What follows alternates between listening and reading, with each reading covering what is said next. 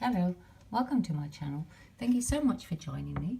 So this is the compass that I'm going to be using. To make my archway, I'm making a template. So what I've done is I've taped a cardboard box to the floor, and I'm going to be using my compass using the same measurements that I did for the archway. So I'm just placing my point in the middle of the tiles and then going to draw the circle onto the cardboard. So my inner circle, I've set the compass at 62 centimeters. Obviously I can't do the whole circle on this cardboard box because I'm also only using polystyrene, and the polystyrene only comes in small pieces. So I'm using this as a template to cut the polystyrene out. So the next measurement I'm going to be doing is at 75 centimeters. My lines drawn on, and now I'm going to just cut that out. I'm using polystyrene boxes for my design, so I've cut the boxes up into panels, and now what I'm doing is I'm just going to transfer this particular design onto the polystyrene, and to just get however much I can get. As you can see, it doesn't take an awful lot of the cardboard, but I've got a few pieces that I'm going to be joining together. I've drawn the templates onto all of my pieces and put them all together so that I can see that they're all fitting properly. And now I'm going to cut them all out. To cut the polystyrene out, I'm going to be using a steak knife that is slightly serrated. Not a very big serration because I don't want to flare off too many of the polystyrene pieces. I'm sanding all the pieces with the 240 grit everywhere until you've got a really smooth texture like that. I'm using polystyrene boxes that are 3 centimeters wide, and now before I attach them all together, I'm going to be cutting out a 1 centimeter strip in the center of each piece. And I'm going to make it about 1 centimeter deep so that it'll hold the lights. So what I'm doing is I'm just taking that sharp knife again and cutting the small section out here. And then when I get to the end, I'm holding my knife like that so that I can just poke it into the center like this without going too far, and just pulling the little piece out in the center. So it comes out quite nicely, just like that. And just do all of them the same. So you've got your groove for the lights. And now I'm using a rat tail rasp to just smooth out the center, and then I'll use the rat tail file to get it even smoother, and then we'll use 240 grit sandpaper. I've got my 240 grit sandpaper, and I'm just going to be cutting off about 10 centimeters and then just roll it like that,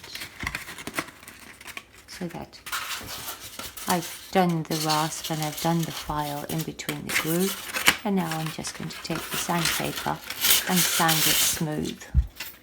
I find if you roll the sandpaper up into a little tube like that, it's easier to just fit in and make it quite short so that it can actually take the curves. So it goes quite nicely like that.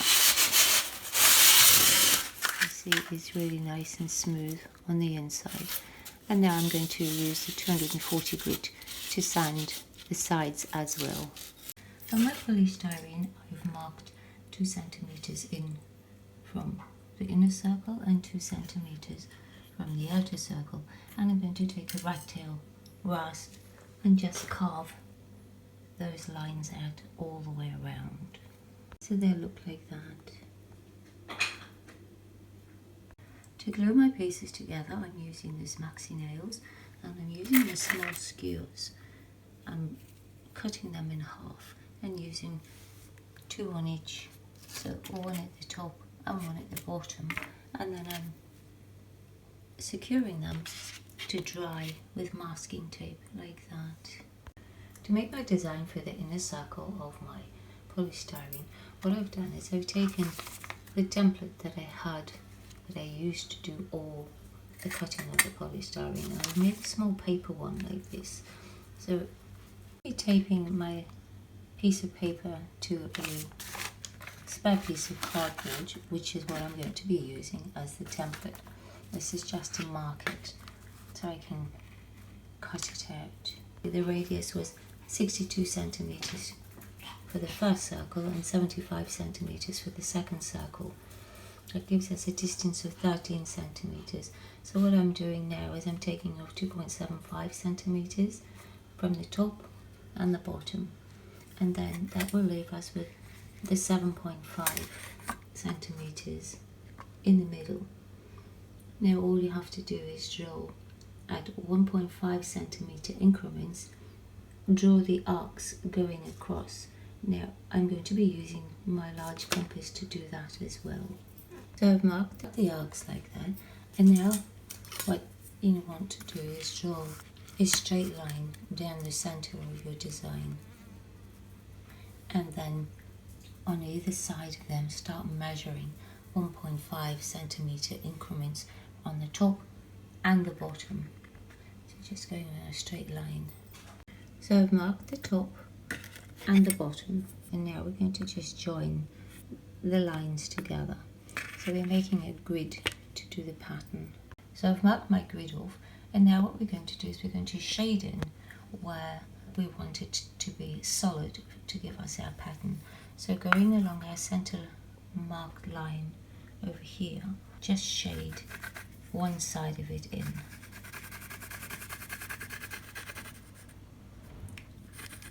Like that, and then going across like 1, 2, 3, 4, 5, 6. Shade that whole part there, clear up to there, and then just shade all the way to the top line.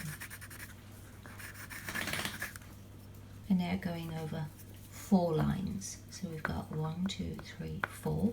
So you've got a vacant one in the middle. So that's all shaded. And then going down by 3. 1, 2, 3. I'm going to shade that section in. And then going across an extra one, shade that box in. So your pattern is looking like that. So now we're going to go to the other side. So from this center line, you're going to go across 6. So 1, 2, 3, 4, 5, 6, and then shade that section in as well.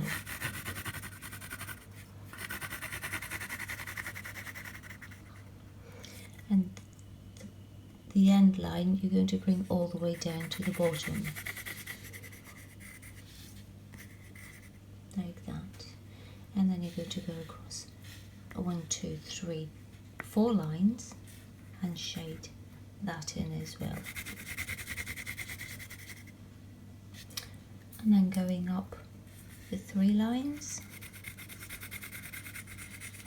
and across 1.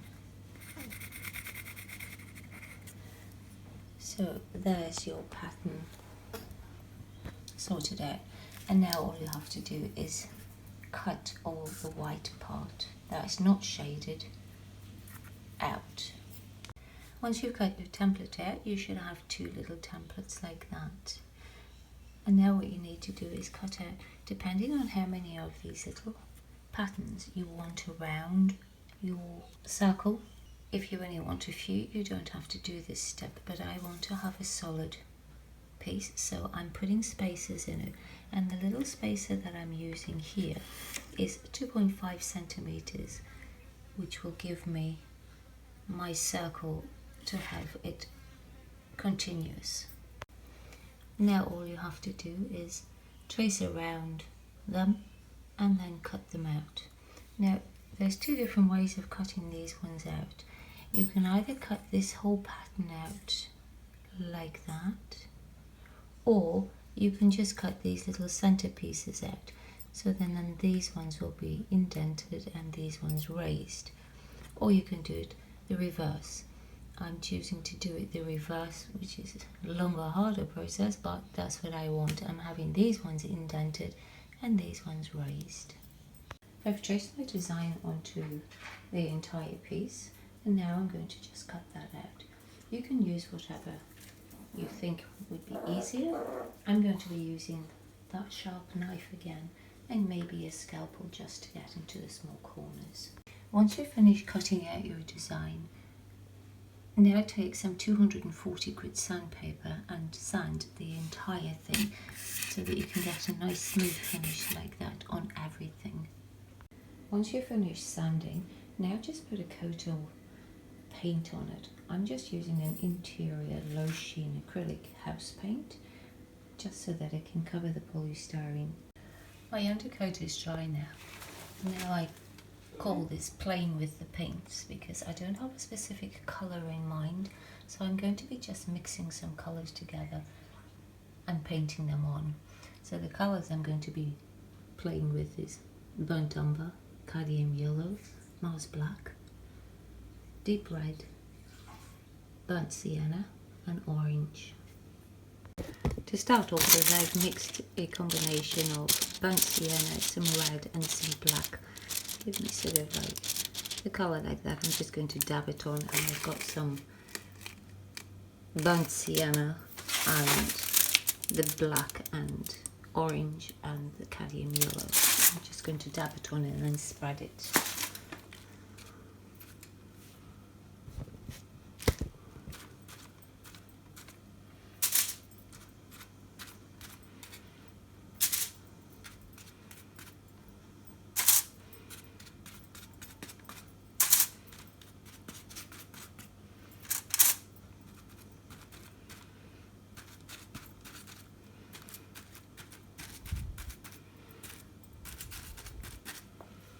As I said, I don't know what colour I'm going for, but just trying.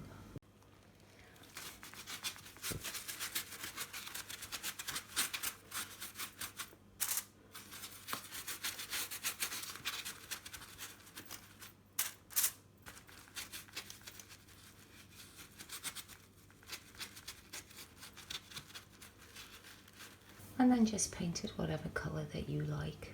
So as you can see, I've just mixed a variety of the colours together. No specific order, I've just blobbed them on and spread them. Quite happy with that colour, so I'm going to just continue and do the rest of it. I've finished painting and I'm very happy with all the different variations of the colours. And now I'm just going to wait for that to dry before I paint the top of it and the inside part. To finish my piece off, I'm going to be using a commercial floor polish. Unfortunately, mine's a bit old, so the label doesn't look very good. So I'm going to be using this Brilliance Sealer finish, and it's a non-yellowing one, and it's for all these kinds of floor tiles and what have you. So it's for hard floor care. So it'll give it a really brilliant shine, and I'm going to be putting at least 10 coats on it so that it really shines. So I'm going to be putting some of the burnt umber, Mars black, deep red and some cadmium yellow into the polish, and then mixing it so that it turns to sort of like a milkshake looking colour, so that it matches all the wood that are looking polystyrene. But I want it coloured so that, as you can see, I've missed a few spots. So when the polish is coloured, it will fill in those little places. So I've mixed all those colours together in the polish, and as you can see, it's like the chocolate milkshake colour looking. And now I'm just going to paint that on. I'm just using a paintbrush to paint it on.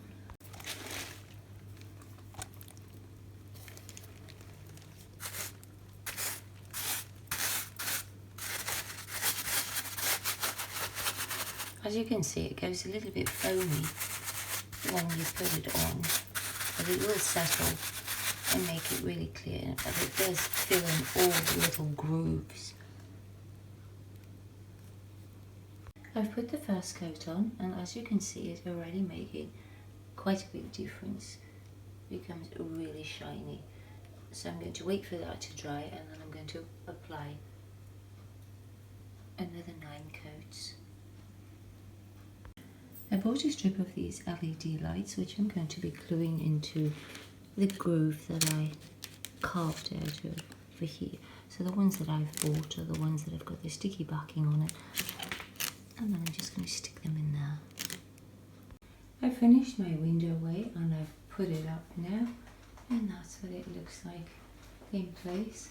And I've also added some extra pictures to the side of it, so that's what my wall looks like now. I've put all my lights in and switched them on, and I bought the Wi-Fi one so that I can change the lights however I need to. So it makes rather a nice looking feature for your wall. If you found this video helpful or you enjoyed it, please give it a thumbs up. Really appreciate it if you would subscribe. Thank you so much for watching.